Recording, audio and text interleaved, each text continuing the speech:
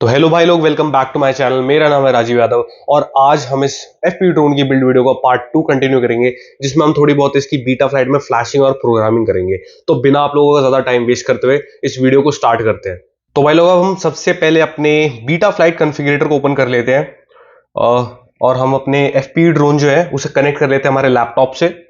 अब यहाँ पे हम सबसे पहले अपडेट फर्मवेयर में आए हुए हैं।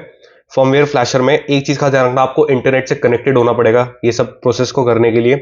यहाँ पे हमारे जो बोर्ड में है, यहाँ पे मेरा बोर्ड का नाम डाल दिया स्काई स्टार्स F405 AIO, और जो हमारा लेटेस्ट वर्जन है वो हमने क्लिक कर रखा है। फुल चिप इरेज आपको ऑन रखना है ये सब करने के लिए। उसके नीचे आ जाओ और यहाँ पे CRSF पे क्लिक करना है, क्योंकि हम ELRS प्रोटोकॉल यूज कर रहे हैं तो वो CRSF पे यूज होता है। टेलीमेट्री हम यूज नहीं कर रहे और मोटर प्रोटोकॉल हमारा डी शॉर्ट है। उसके बाद हम अपने लोड फर्मवेयर पे क्लिक करेंगे। ऑनलाइन जो हमारा फर्मवेयर है वो ऑनलाइन हो रहा है, डाउनलोड हो रहा है ऑनलाइन। और उसके बाद आप यहाँ पे देखोगे तो यहाँ पे फ्लैश फर्मवेयर का ऑप्शन आ रहा है, इस पे आपको क्लिक करना है। मैं नहीं कर रहा हूँ क्योंकि मैंने पहले से स्टेप कर रखा है। अब हम कनेक्ट कर लेते हैं हमारे एफपी ड्रोन से, यानी हमारे फ्लाइट कंट्रोलर से। एक चीज आप नोटिस करोगे, जैसे आप अपने ड्रोन को हिलाओगे तो यहाँ पे जो एक इमेजिनरी सा ड्रोन आ रहा है ये भी मूव हो रहा है, तो ये शो कर रहा है। अगर मैं इसे नीचे दिखाता हूं तो ये नीचे की तरफ हो रहा है। अगर ये सब हो रहा है तो परफेक्ट है, कोई आपको चेंजेस नहीं करने। और अब एक काम रह जाता है, कैलिब्रेट एक्सेलेरोमीटर। आपको अपने ड्रोन को एक स्टेबल यानी एकदम प्लेन सरफेस पे रखना होगा, और उसके बाद यहाँ पे हमें कैलिब्रेट एक्सेलेरोमीटर पे क्लिक करना होगा। ये सब करने के बाद हम चलते हैं पोर्ट्स में। पोर्ट्स में जो हमारा UART1 है, यानी UART1 में सीरियल RX है, उसे हमें ओके करना होगा, क्योंकि ये हमारा रिसीवर का टैब है। रिसीवर की वायर हमारे UART1 पे कनेक्टेड है। और जो हमारा UART6 है वो हमारे VTX के लिए है, यानी IRC ट्रैम्प। अगर आपने IRC ट्रैम्प की वायर सोल्डर नहीं करी है तो ये आपको यूज करने की कोई जरूरत नहीं है, आपका वीडियो ट्रांसमीटर प्रॉपरली उसमें भी चलेगा। उसके बाद कॉन्फ़िगरेशन में आ जाते हैं। यहाँ पे मैंने योर डिग्रीज के लिए 45 कर रखा है, क्योंकि मेरा जो फ्लाइट कंट्रोलर है उसको लग रहा था कि ये इसका फ्रंट साइड है, यानी ऐसे, लेकिन ऐसा है नहीं। तो इसलिए मैंने इसकी योर डिग्रीज थोड़ी सी चेंज करी और अब ये प्रॉपरली रीड कर रहा है हमारे ड्रोन को। तो आप भी चेक कर लेना, अगर आपको फ्लाइट कंट्रोलर ऐसे कर रहा है तो आप योर डिग्रीज चेंज करके आप कर सकते हो सब कुछ। और बैरोमीटर जो कि हमारा एल्टीट्यूड सेंसर है, अगर आपको यूज करना है तो यहाँ पे आपको ओके दबाना पड़ेगा, इसको क्लिक करना होगा। और यहाँ पे सबसे नीचे एक बार आ जाओ और OSD का ऑप्शन आ रहा है, ये शायद पहले से क्लिक नहीं होगा तो आपको इसे क्लिक करना पड़ेगा OSD का फीचर यूज करने के लिए। उसके बाद अब हम चलते हैं हमारे रिसीवर के टैब में। रिसीवर के टैब में एक चीज, ये सब करने के लिए आपको अपने ट्रांसमीटर से कनेक्टेड होना पड़ेगा। मैं आपको पहले ही समझा चुका हूं कि ELRS का जो रिसीवर और ट्रांसमीटर है उन्हें आपस में कैसे बाइंड करना है। तो वो सब करने के बाद जब हमारा ट्रांसमीटर बाइंड है, तो अगर आप अपने स्टिक्स को यहाँ से ऐसे मूव करोगे तो आप देख सकते हो कि जो आपका ड्रोन है, यहाँ पे जो इमेजिनरी सा ड्रोन आ रहा है ये भी मूव हो रहा है। तो ये सब चेक करना कि थ्रॉटल देने पे आपकी जो ये लाइन है पूरी ऊपर जा रही है नीचे जा रही है, यानी जो आप कमांड दे रहे हो ये वही कमांड को पढ़ रहा है। ये सब चीजें आप चेक कर लेना। और यहाँ पे सीरियल VAUART पे क्लिक करना है, उसके अलावा कुछ मत क्लिक करना। और क्योंकि हम ELRS यूज कर रहे हैं तो उसके लिए हम CRSF पे क्लिक करेंगे, और बस यहाँ पे आके सब कुछ सेव कर देना आप। अब हम लोग चलते हैं हमारे मोड्स के मेन्यू में। यहाँ पे सबसे पहले हमें आर्मिंग ऐड करनी है, तो कुछ नहीं करना, आपको ऐड रेंज पे क्लिक करना होगा।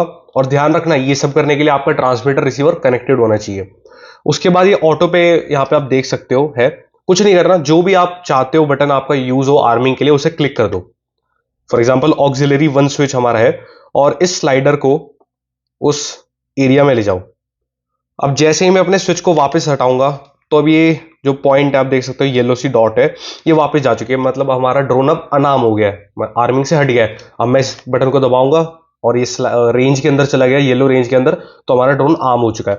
कुछ नहीं करना, अब यहाँ पे एंगल मोड भी ऐड करते हैं, एंगल और होराइजन मोड। वैसे चलो एंगल मोड ही करते हैं, वही जरूरी है सबसे ज्यादा। तो ऐड रेंज पे क्लिक करेंगे, ऑटो पे पहले से जो भी आप बटन चाहते हो कि आपका एंगल के लिए हो उसे क्लिक कर दो।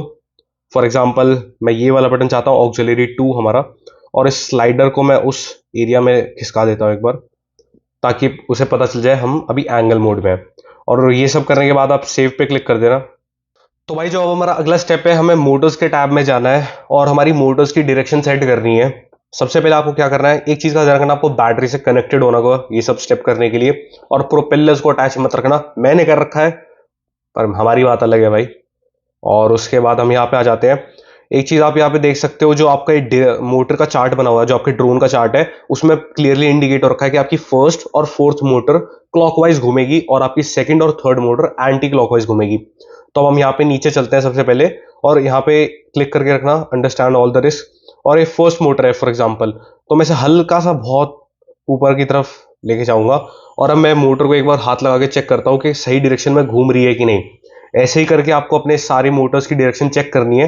अगर कोई मोटर उल्टी घूम रही है इस चार्ट के हिसाब से, तो आपको कुछ नहीं करना, हम यहाँ ऊपर जाएंगे और मोटर डायरेक्शन में जाने के बाद I understand the risk individually पे जाना है। और उसके बाद जिस भी मोटर को आपको उसकी डायरेक्शन चेंज करनी है, नॉर्मल रखनी है, रिवर्स रखनी है, जो भी आपको करना है वो आप यहाँ पे कर सकते हो। और जब आपने सारी अपनी मोटर्स की डायरेक्शन सेट कर ली है, तो एक चीज़ यहाँ पे भी देख लेते हैं। मैंने यहाँ पे डी शॉट 600 सेलेक्ट कर रखा है, आप भी यही सिलेक्ट करना, ये बेटर प्रोटोकॉल है थोड़ा। उसके बाद हम आ जाते हैं हमारे वीडियो ट्रांसमीटर टैब में। ओएसडी में भी आएंगे थोड़ी देर बाद में। सबसे पहले हम चलते हैं वीडियो ट्रांसमीटर के टैब में। यहाँ पे आप ये जो जितने भी चैनल्स देख रहे हो, जितने भी फ्रीक्वेंसीज है, ये पहले से नहीं थी, ये मैंने ऐड करी है। और वो आपको ऐड कैसे करनी है, आपको एक जेसन फाइल डाउनलोड करनी पड़ेगी, जिसका डिस्क्रिप्शन में आपको लिंक में डाल दूंगा। वो जेसन फाइल आपको यहाँ पे लोड फ्रॉम फाइल में जाके करनी पड़ेगी। फॉर एग्जांपल मैं आपको दिखा देता हूँ एक बार। और अब आप यहाँ पे नीचे देख सकते हो HGLR से Zeus Nano VTX टेबल, इसका लिंक मैंने बोल दिया आपको डिस्क्रिप्शन में डाल दूंगा। यहाँ पे जाके बस आपको ओपन करना है, और ये जितनी भी सारी चीजें हैं, जितने भी फ्रीक्वेंसीज है, अपने आप ऐड हो जाएंगी। और उसके बाद आपको कोई भी एक चैनल सिलेक्ट करना होगा यहाँ पे। फॉर एग्जाम्पल मैंने बॉसकैम ई चैनल 1, और पावर मैंने 200 मिलीवॉट्स पे सेट कर रखी है। ये VTX 350 मिलीवॉट तक की आउटपुट पावर यूज कर सकता है, आप अपने हिसाब से कर लेना जो भी आपको सही लगे। और उसके बाद यहाँ पे ये सब करने के बाद आपको कुछ नहीं करना, सेव पे क्लिक करना है। अब हम चलते हैं हमारे OSD के टैब में। OSD का अगर आप फीचर यूज करना चाहते हो, तो आपको यहाँ पे आना होगा, और जितनी भी जो जो चीज़ें आप ऐड करना चाहते हो, for example altitude, battery average voltage, battery current draw, ये सब मेरे को इन्फॉर्मेशन चाहिए थी मेरे OSD पे। तो यहाँ पे आपको जाके ऐड करनी होगी, और यहाँ पे ऊपर नीचे करना चाहते हो कि आपको ये इन्फॉर्मेशन कहाँ चाहिए हमारी स्क्रीन पे, वो सब आप एडिशन कर सकते हो। जो भी मॉडिफाई करना चाहते हो आप कर सकते हो। और उसके बाद कुछ नहीं करना है, यहाँ पे सेव पे क्लिक कर देना है। तो अब बीटा फ्लाइट में सेटअप हो गया। जब एक आखिरी काम रह गया बस हमारे प्रोपेलर्स को अटैच करना। एक चीज़ का ध्यान रखना, जो आपकी फर्स्ट और फोर्थ मोटर है वो आपको मैं पहले ही बता चुका हूँ, लेकिन फिर बता देता हूँ। क्लॉकवाइज घूमेगी तो उस हिसाब से आपको एक क्लॉकवाइज प्रोपेलर लगाना है फर्स्ट और फोर्थ मोटर पे। और जो हमारी सेकंड और थर्ड मोटर है वो घूमेगी एंटी क्लॉकवाइज, तो उसके हिसाब से फिर हमें वहाँ पे भी प्रोपेलर लगाना है। तो भाई अब हमारे ड्रोन का A to Z सारा काम हो गया है। अब कुछ नहीं करना, बस ड्रोन को खुले फील्ड में ले जाना है और इसे उड़ाना है और एंजॉय करना है। अगर आपको ये वीडियो पसंद आई होगी तो please like, share and subscribe करना। ये सब भूलने की बातें तो है भी नहीं, अब इतना टाइम हो गया तुम्हें भी मेरे चैनल पे आके।